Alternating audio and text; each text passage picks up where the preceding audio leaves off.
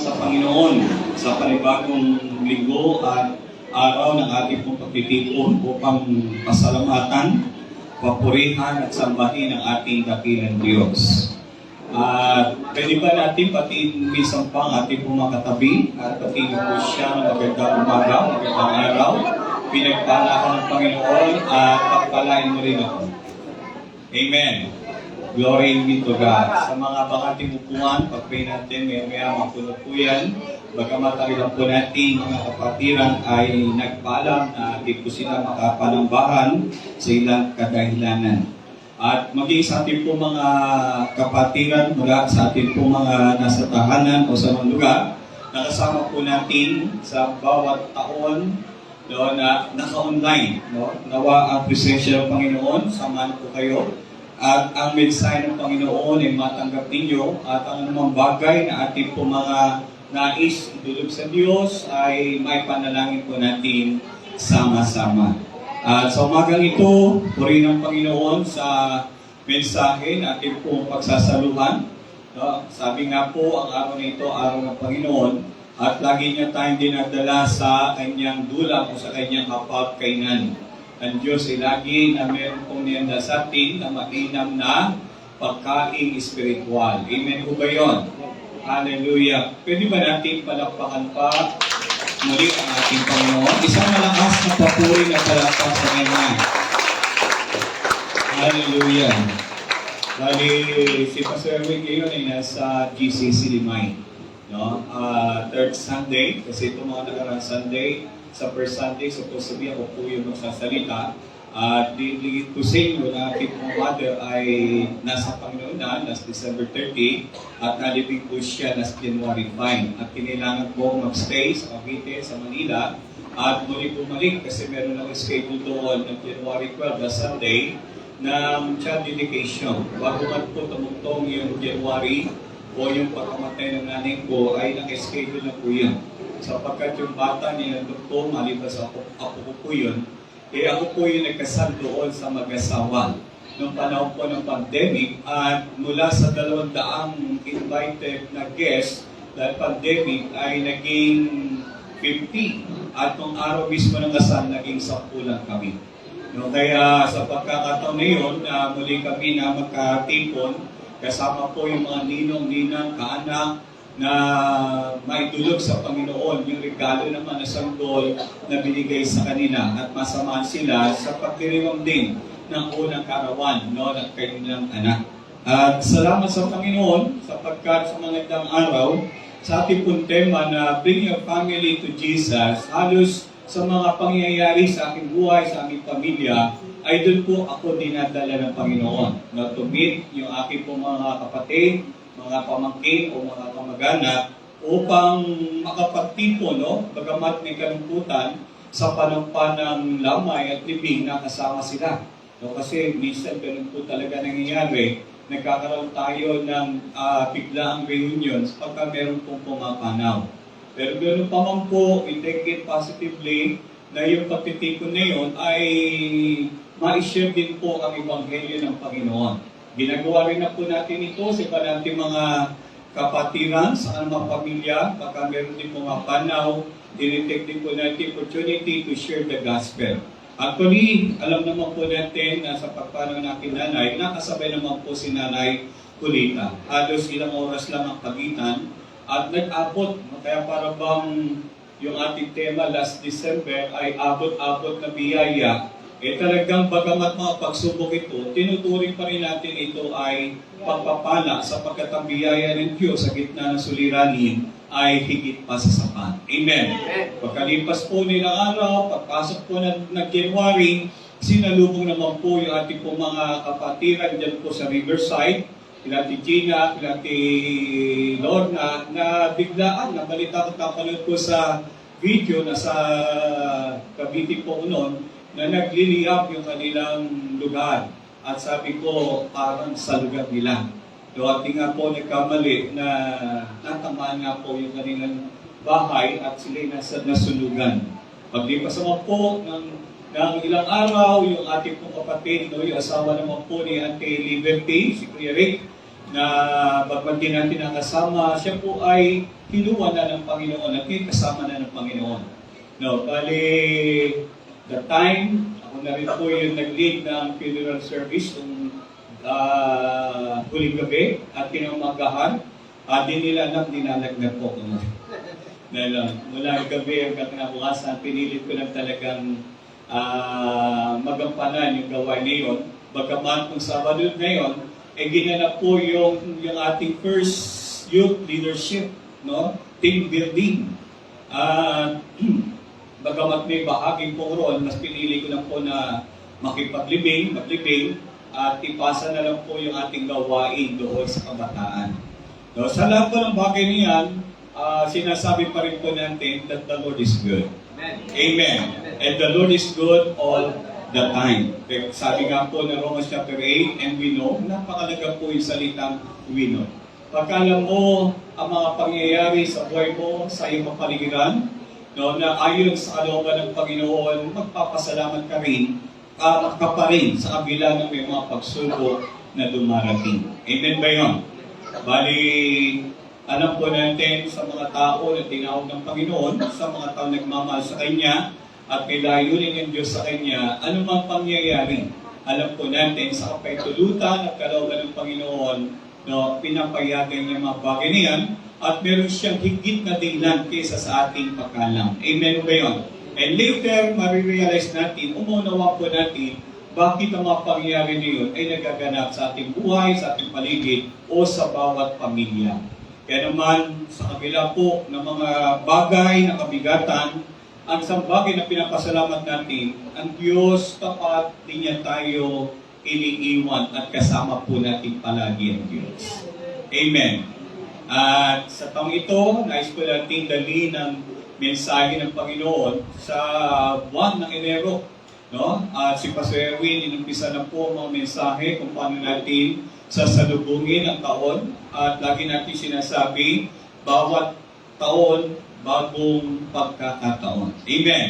Ito po yung blessing ng New Year. Lagi na binibigyan tayo ng Diyos ng new start. No? Na laging bagong pasimula sa panibagong taon, yun yung blessing ng Lord, blessing ng Lord para sa atin upang yung mga bagay natin naranasan, maiwasan yung mga bagay na dapat iwasan at yung mga bagay na dapat gawin ay pagpatuloy po natin gawin para sa kaloob at kaluwalhatian ng Diyos, no, sa Kanyang pangalan. Amen po ba yun? Kaya naman po, nais din po natin na sa pasimula ng taon, nadalhin po sa inyo ang mensahe patungkol po sa bring your family to Jesus. Sabi nga po natin, bring your family to Jesus. Kanino mo pa dalhin ang pamilya? Siyempre sa Panginoon. Pwede mo dalhin sa Amerika, pwede mo dalhin sa Australia, pwede mo dalhin sa Canada, pwede mo dalhin sa iba-ibang panig ng mundo, magaganda, mayayaman o iba-ibang uri, no? Pero ang pinakamainam na lugar, o sabi nga yung blessing, pwede natin dalhin ang ating pamilya, walang iba kundi kay Jesus. Amen. Amen. Sapagkat alam po natin, pagka isang tao o miyembro ng pamilya o ang buong pamilya, dinala natin sa Panginoon, ito po ay, sabi nga, ay tatanggap na biyaya ng Diyos, hindi pansamantala, kundi pang habang buhay at maging pang eternity. Amen po ba yun? Kaya naman po, napaganda ng ating tema. At yan po makita po natin sa Gawa, chapter 16, verse 31, na sinasabi po roon, believe on the Lord Jesus Christ. No? You will be saved and your family. Pagka ikaw ay nanalig kay Kristo nating Panginoon, maliligtas ka. At ang bonus, maging ang iyong pamilya. Amen ba yun? Kaya naman po, napakalaga na madala po natin ang ating pamilya, hindi kanino man, hindi saan man, di ba? Kundi kay Kristo, sapagkat may kaligtasan at may pagpapalang hatid sa bawat sumampalataya sa Kanya. At bagamat sa next Sunday, i-deliver po mensahe ito ng ating pong invited guest speaker, si Bishop Jonel Milan, no, na ating po naiyahan at nag-confirm naman po, ay makasama po natin, no, sa Sunday. No? At ang lugar, hindi rito. Dito kayo magpunta. No? Ang lugar po natin ay sa BNHS. No? Alam niyo po, sino po ang hindi nakakalam ng BNHS? Taas ang kamay. Ibig sabihin, lahat po kayo di maliligaw. Amen. Alam niyo yung lugar. Pero pagpasok niyo po roon, meron naman pong araw na magtuturo ng venue natin. At ang venue natin, isa po siyang auditorium. Pero actually, ano po siya, basketball court, no, indoor, at maganda po siya, air condition. No? Kaya makatikim po tayo ng magandang lugar sa celebration ng ating anniversary.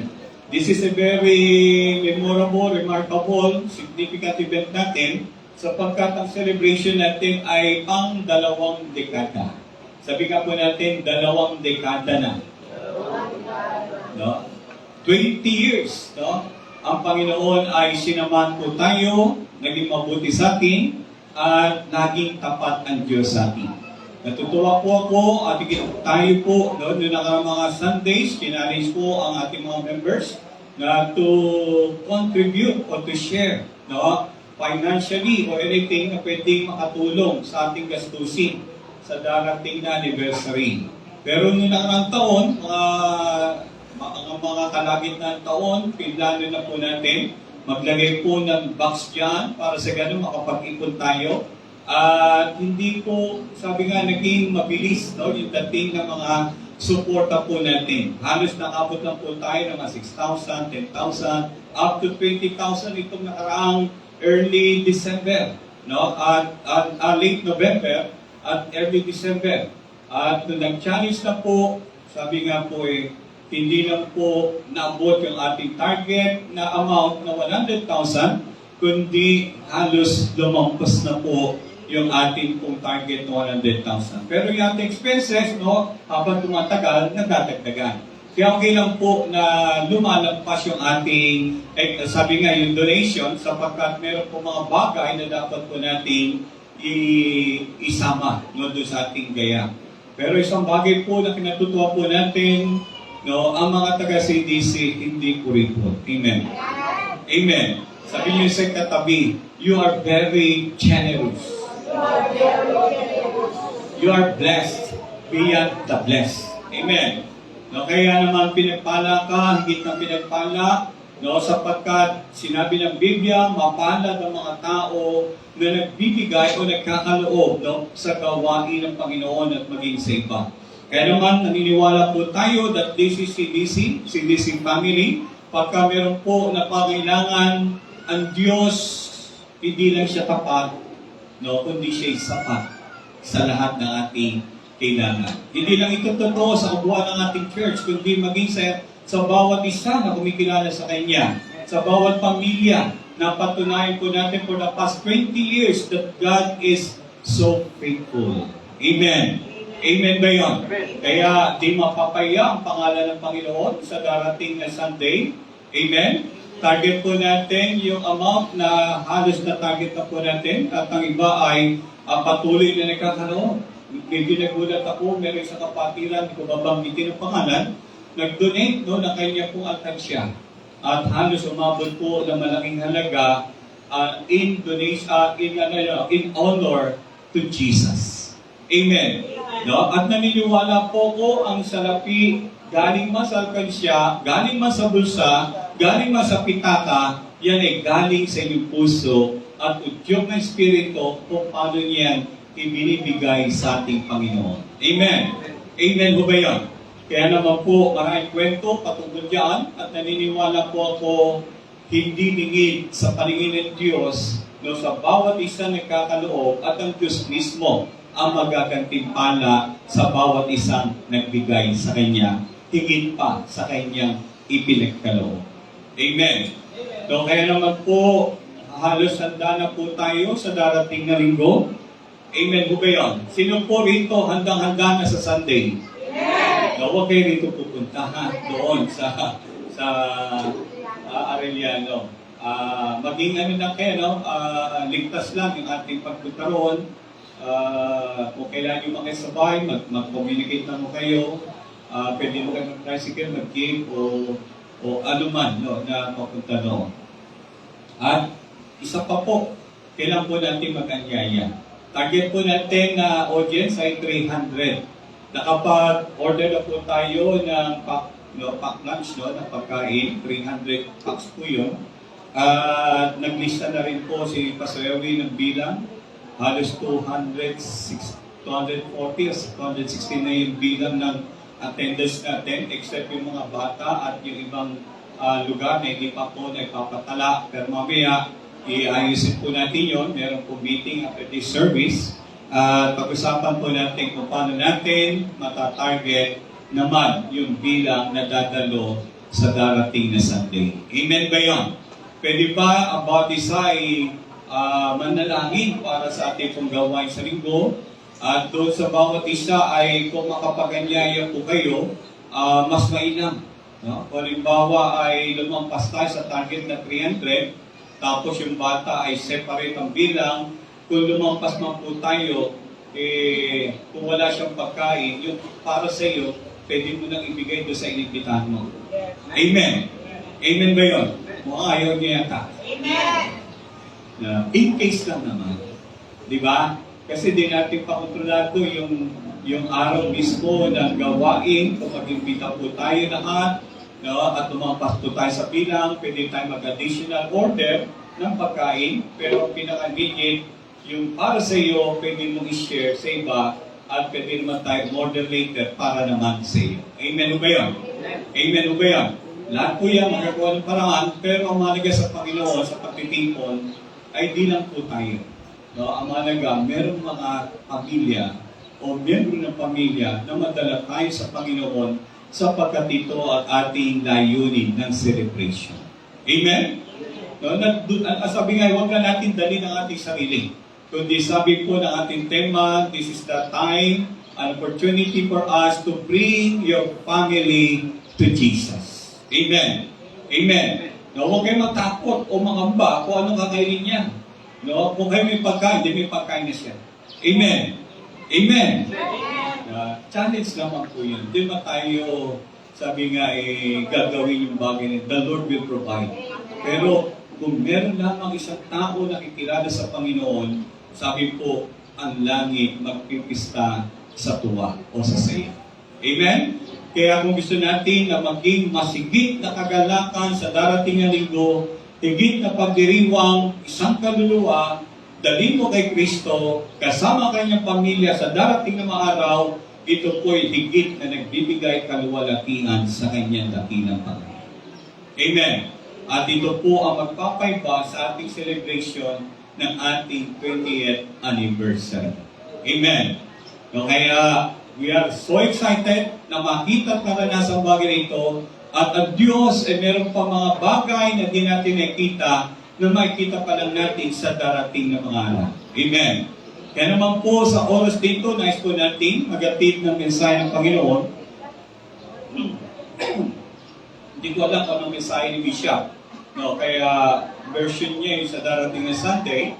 Pero let me share to you ang ating tema patungkol sa bring your family to Jesus upang makadagdag sa atin ng hamon kung paano natin pwedeng dalhin ang bawat miyembro ng ating pamilya.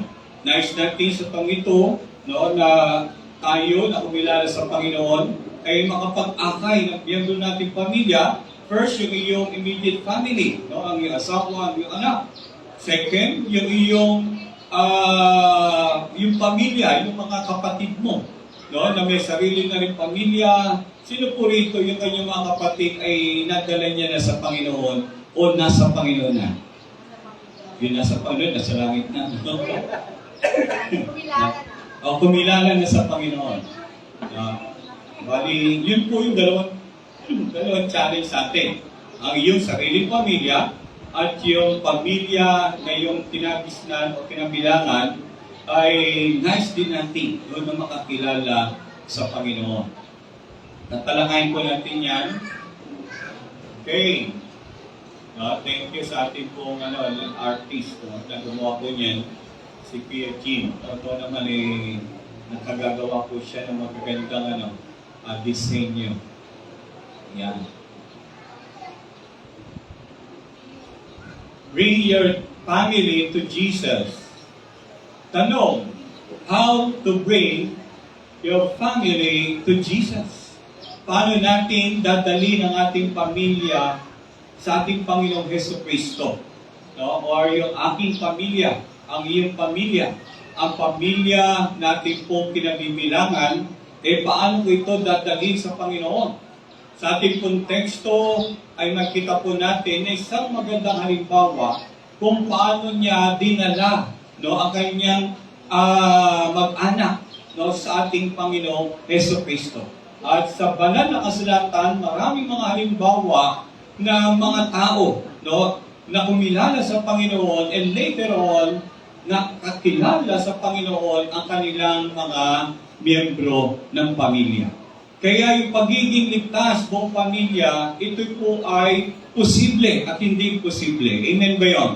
At ito po ang pinakalayunin ng Diyos to save, hindi lang individual, kundi maging ang pamilya ay nais ng Panginoon na madala sa Kanya. Sapagkat ang Panginoon namatay siya sa iyo at para sa pamilya at para sa lahat ng pamilya. Kaya kung nais po natin this year, isa-isa natin may panalangin at ihatid sila sa Panginoon, pwede natin pasimulan sa umagang ito. Amen. Amen ba yun? How to bring my family or your family to Jesus. Sandali tayo nga po manalangin. Panginoon, tinataas ko namin sa iyo ang pakikinig ng salita. Buksan niyo po ang aming isipan, ang aming pananaw, ang aming puso, at bigyan niyo kami ng pangitain upang ang aming pong sambahayan o kaanak ay maihatid sa iyo. Lalo na ang mga miyembro ng pamilya na malayo pa sa iyo o di pa nabibiyayaan ng kaligtasan. Na sila'y tumanggap sa iyo at makapiling mo sa iyong gawain, lumago at makapaglingkod sa iyong gawain. Salamat po at patuloy niyo kami, banalin, linisin. Bingi rin kami ng tawad sa lahat po ng aming mga kamalian, kalikuan, kasalanan. Kabagan niyo kami at ikaw po ang siyang maglinis sa amin through the blood of the Lord Jesus Christ and cover us, O God, at ang katwiran ng aming Panginoon ang siyang manaig at makita sa aming buhay. Samahan niyo kami at pangunahan niyo kami ng banal na Espiritu, mahayag kayong kalooban at ang iyong kapahayagan ay aming matanggap. Sa pangalan ng aming Panginoon Jesus, lahat po tayo magsabi ng Amen and Amen. Praise God. Sige nga po, palapakan natin sa Panginoon. God's glorious plan for your family. Ang Diyos po ay meron siyang dakila at maluwahating plano para sa ating pamilya. Kaya kung ikaw ay ama ng tahanan, ina ng tahanan, magulang, kung ikaw ay anak, ang Diyos may plano sa inyong pamilya. Hindi lang para maligtas at makilala sa Panginoon, kundi kalakip nito, malaman natin ano ba yung kalooban at layunin ng Diyos, bakit tayo nakakilala sa Kanya. Bakit niya tayo tinawag? Bakit niya tayo una na sumampalataya sa Kanya? Kaya naman po, makikita natin sa banal na kasulatan ang ilang dahilan. Bakit ang Panginoon ay merong maluwalhati na layunin sa bawat pamilya. From the very beginning, sa lumang tipan, makikita po natin ang layunin ng Diyos ay pagpalain ang sambahayan. Amen? Nagmula yan kay Adan at kay Eva, kaya na nag-faith siya.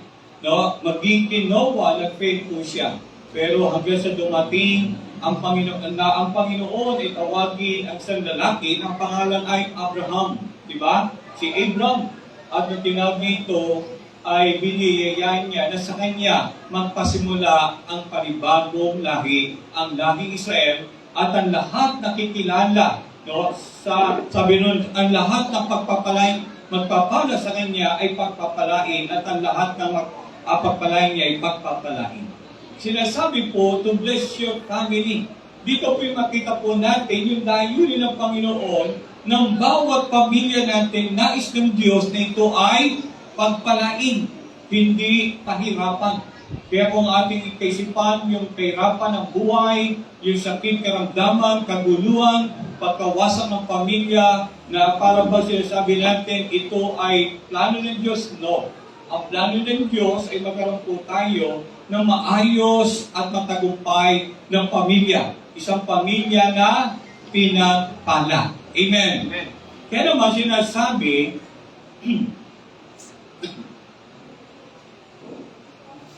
in Genesis chapter 12, I will make you a great nation. No, sinasabi niya kay Abraham, I will bless you and make your name great, and you shall be a blessing. Gagawin kitang, pagpapalain kita, gagawin kong dakilang yung pangalan, at gagawin kitang malaking bansa, at ikaw ay aking pagpapalain. Referring to Abraham. And then, sa verse 3, sinabi roon, I will bless those who bless you. Pagpapalain ko ang nagpala sa iyo, at susumpain ko ang sino mang susumpa sa iyo. And in you, at sa pamamagitan mo, all the families of the earth. Sabi nga natin, all the families of the earth. All the families of the earth. No? Meron bang excluded doon o accepted? Wala. Sinabi roon ng lahat ng pamilya sa lupa o maging sa iba't ibang panig ng mundo ay aking pagpapalain. Amen. Kaya nga, mula doon sa teksto na yan, makikita po natin yung glorious purpose and plan ng Diyos kung bakit niya tinawag, pinili si Abraham, hindi lang para ang bansang Israel ay matatag, kundi sa pamamagitan niya at maging ng dakilang bansang Israel ay lahat ng sambahayan sa lahat ng panig ng mundo nakikilala sa kanya ay kanyang pagpapalain. At ang sino man magpala sa kanila, pagpapalain ng Diyos, at ang sino man sumumpa sa kanya o sa kanila, susumpain din ng Diyos. Kaya naman po makita natin yung kanyang salita o pangako sa lalaking ito. Sa bagong tipan, i-update po natin ito. Hindi nagtapos yan sa lumang tipan, kundi in-extend ng Lord na kanyang pagpapala ay hindi na magmumula sa bayan Israel sa panguna ni Abraham, kundi ang talagang fulfillment niyan ay sa aklat po ng Galatia chapter 3 verse 13 na sinasabi noon that Christ has redeemed us from the curse of the law, having become a curse for us, for it is written, cursed is everyone who hangs on a tree. Na ang ating Panginoong Hesus, ang Kristo, ay tayo po'y tinubos mula sa sumpa ng kautusan at siya naging sumpa sapagkat nasusulat at siya naging sumpa para sa atin, nasusulat, sumpain ang sino man mabibitin sa puno. At ito ay walang iba kundi ang ating Panginoong Hesus na yung kanyang kamatayan sa krus ng Kalbaryo ay patunay na tayo po'y tinubos ng Panginoon sa ating at ang mga bansang hintil o hindi Israelita o Hudyo sa pamamagitan ni Kristo Jesus that we might receive the promise of the Spirit through faith. Upang matanggap natin ang pangako ng banal na Espiritu sa pamamagitan ng pananampalataya. Anong pangako ito? Ang pagkakalob ng Diyos sa kanyang Espiritu. Sapagkat hindi lahat ng tao pinapanahanan ng banal na Espiritu. Yung lamang na kung saan ay tumilala, tumanggap kay Kristo sa bagong tipan ang pinagkalooban ng presensya ng banal na Espiritu upang makapanahan sa atin at ang Diyos ay tayo kanyang abutin, samahan at biyaya. Kaya maliwanag po na mula pa man noong una, ito na po ang layunin ng Diyos. Kaya naman po, kung babalikan natin si Jabez, di ba? Sinilang siya sa kahirapan, di ba? Naging masakitin siya, naging mahirap ang kanyang buhay. Pero dahil alam niya, ang plano ng Diyos sa buhay niya, maging sa bawat pamilya, nag-initiate siya mag-pray sa Lord na siya ay pagpalain. Ano nangyari? Pinagpala siya ng Diyos. Sapagkat ang plano at layunin ng Diyos ay tayo hindi sumpain, kundi tayo ay pagpala. At lalo na sa panahon ng kanyang anak na si Jesus. Ikalawa, to restore our family. Restore your family. May mga pamilya na kung saan watak-watak, no? Dysfunctional, o kaya naman po broken, o iba-iba po ang sitwasyon. Meron na mananampalataya, meron hindi pa mananampalataya, o minsan nag-aaway, minsan wasak, o hirap ang pamilya.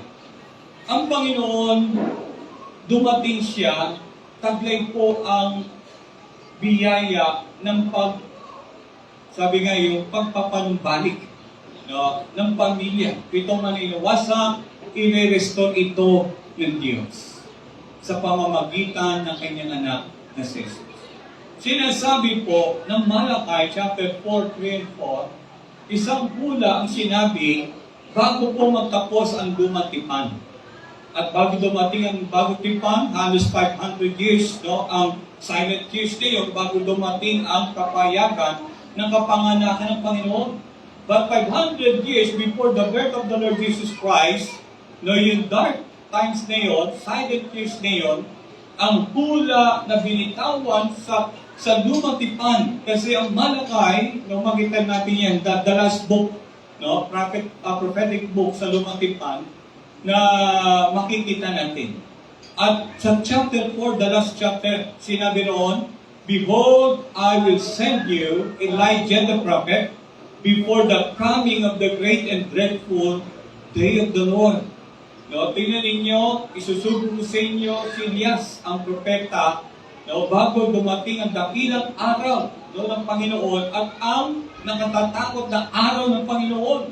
Ano po yun? Yun yung pagdating ni Kristo rito sa lupa.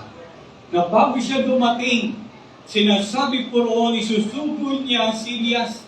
Hindi yung Elias na nabuhay sa panahon ng lumang tipan, na namatay o na kinuha ng Panginoon, kundi ang Elias dito, referring to John the Baptist, the spirit of Elijah. And referring even to the Lord Jesus Christ, the spirit of Elijah as a prophet, na nagpapahayag ng restoration ng bansang Israel, even ng mga pamilya. Amen. Kaya Panginoon, sabi nga, ang glorious plan ng Diyos, pagpalain ang pamilya at buuin ang pamilya. Amen. Hindi sapat na ikaw, kumilala sa part, pinagpala ka na. No? Gusto ng Panginoon, bawat miyembro ng pamilya, ma-restore. Amen. Kaya naman, sabi sa verse 4, and He will turn the hearts of the father to their children, and the hearts of the children to their fathers, lest I come and strike the earth with a curse. Sa huling panahon, bago dumating ang Panginoon, o sa araw na yun, no, ang puso ng ama o ng mga magulang ay ibabaling ng Diyos sa kanyang mga anak. Amen. At ang puso naman ng mga anak, ibabaling ng Diyos sa kanyang mga ama o sa mga magulang. Kaya naman bagamat nagkaroon po ng mga suliranin ng mga pamilya, naging broken families, meron niyang plano ang Diyos na muli niyang ma-reunite, na muli niyang ma-restore. Ano man ang pangyayari, no, sa inyong pamilya o sa pamilya ng iba o pamilya ng kapatid, di ba? O ng mga kapatid, kayang buuin yan ng Diyos. Sa panahon po natin ngayon, maraming mga trahedya o mga pagsubok na naranasan ng mga pamilya. Nandoon po yung pagkakaiwalay ng mga magulang. At pagka nagkaiwalay magulang, pati mga anak nagkakaiwalay din. Di ba? Lalo na kung mga bata pa sila. And then, minsan, dahil po sa mga karamdaman, no, naghihirap ang pamilya, nagiging dahilan din para sila ay mawasa. O kaya naman pagka nalulog sa bisyo o natukso ang isa. Di ba? Kaya naman po, maraming dahilan para ang pamilya mawasak at masira. Bagamat sinabi ng Panginoon na dumating siya sa lupa, hindi para sa kapayapaan, kundi para paghiwalayin ang mga mag-asawa, ang mga magbiyenan, ang mga in-laws, ang mga magkapatid sa mga magkapatid at pag-ibig sa magulang sa mga anak. Yun po ay kung hindi kikilalanin at tatanggapin si Kristo. Pero Si Jesus ay dumating as a Prince of Peace. Amen. As a restorer of the breach. At siya rin po yung tinatawag natin the rebuilder. No, ng mga broken walls. At ang Panginoon, siya po ang peacemaker. Hindi niya layuning paghiwalayin ang pamilya. Nagkakaiwalay lang yan dahil kay Kristo, dahil kay tumanggap sa Panginoon, at di nila matanggap ang pagkatanggap mo kay Kristo, sinihiwalay sila. Kaya naman nangyayari ang paghiwalay. Pero ito po'y maaaring panandalian kung patuloy natin kikilalanin si Kristo at paghahariin sa ating buhay at tayo mabubuhay para sa Kanya, idadalangin ang restoration and the blessing for the family. Layunin ng Diyos ng pamilya mabuo. Amen o ba yan?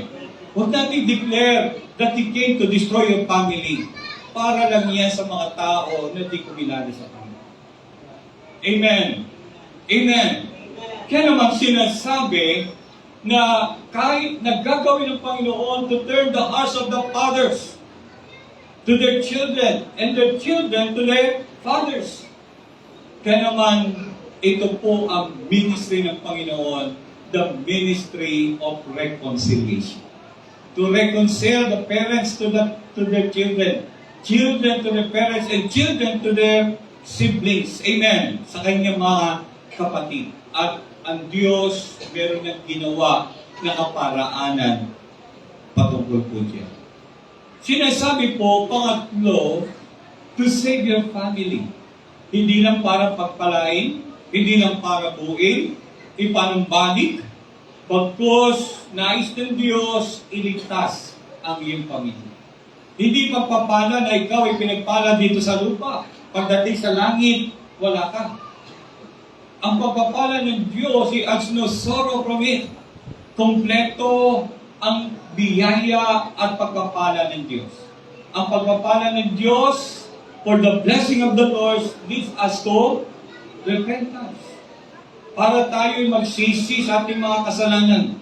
At upang tayo po'y kumilala kay Kristo. At tayo po'y maligtas at maging ang iyong pamilya. The ultimate purpose of God sa bawat pamilya ay ang pamilya maligtas. Hanggat maaari, buong miyembro ng pamilya, kung gagawin natin yung, sabi nga yung kaparaanan, pwede maligtas ang buong pamilya. Naniniwala po ba kayo ron? Yeah. Nais niyo ba ang membro ng inyong pamilya kumilala sa Panginoon, lumago sa Panginoon, makapaglingkod sa Panginoon? Gawin natin i-share. O yung inyong kapatid makakilala sa Panginoon, walang imposible. Pinangako na ng Panginoon yan at kayang gawin ng Diyos yan. Sinasabi po sa Acts chapter 16 verse 31, believe on the Lord Jesus Christ. Manalig ka sa Panginoong Hesus Kristo. No, ikaw ay maliligtas. Ikaw at ang iyong sambahayan. Ginamit ko rito ay household. Ibig sabihin, maging ang bawat membro ng pamilya. Kung nandoon po si lolo, si lola, maliligtas. Kung nandoon po yung biyenan, maliligtas. Kung nandoon po yung mga kasambahay, maliligtas. Amen. Yun po yung composition ng household. Hindi lang yung iyong pamilya, kundi bawat miyembro na nasa iyong pamilya. Inclusive po ang kaligtasan na binibigay ng Diyos sa atin. Amen. Naniniwala ko ba kayo? Yes. Sinasabi po ng Hebrews chapter 11 verse 7, by faith Noah, being divinely warned of things yet not seen. Sa pamagitan ng pananampalataya, si Noah ay binabalaan ng Diyos. Sa anong klaseng babala? Na meron darating na yung judgment sa mundo. Yun tinatawag natin na the Great Flood. At yun ay nangyari. Na bago man dumating yung Great Flood na yun, ang Diyos divinely warned.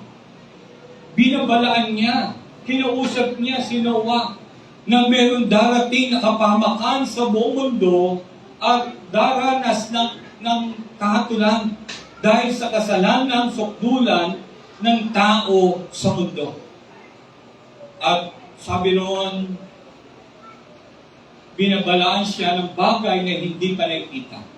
Ano yun? Yung Great Flood.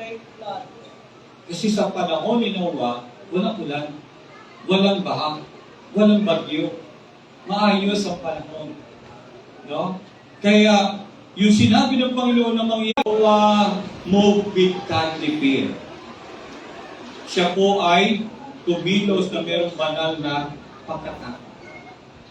Prepared an ark for the saving of his household. Ang pagdating ng Panginoon sa huling panahon, in the last days, tulad po sa panahon ni Noah. Amen. Na tulad ng Panginoon, kinausap si Noah prepare ng arko. At ang inihanda na arko ng Diyos para sa atin, para maligtas sa ating pamilya, walang iba kundi si Kristo. He is the ark of our salvation. Na sa pamagitan ni Kristo, ng sino mang tumanggap at sumampalataya sa Kanya, hindi mapapahamak sa darating na kahatulan sa mundo at yun nalalapit na bagkus sila'y maliligtas at ililigtas ng Panginoon. Kaya sinabi roon, being divinely warned of things yet not seen. Na bago man mangyari ang darating na panahon, ang Diyos binabalaan na si Noah bilang ama sa kanyang pamilya at ihanda ang kanyang sambahayan para maligtas sa darating na kapamahan. Alam niyo, out of millions of people sa panahon noon, isang pamilya lang naligtas. At yun ay ang pamilya ni Noah. Bakit? He moved with godly fear. Kumilos siya na mayroong banal na pagkatakot sa Diyos. Nabuhay siya sa katwiran at inihanda niya ang kanyang pamilya sa pagdating ng ato ng Diyos. Tulad po sa panahon natin, bagamat di natin alam ang paano po ang darating sa mga darating na mga araw, linggo, buwan, maging taon na ito. Kailangan po natin palagi maging handa, hindi lang tayo, kundi maging ang ating pamilya in case dumating ang Panginoon, makakasiguro ka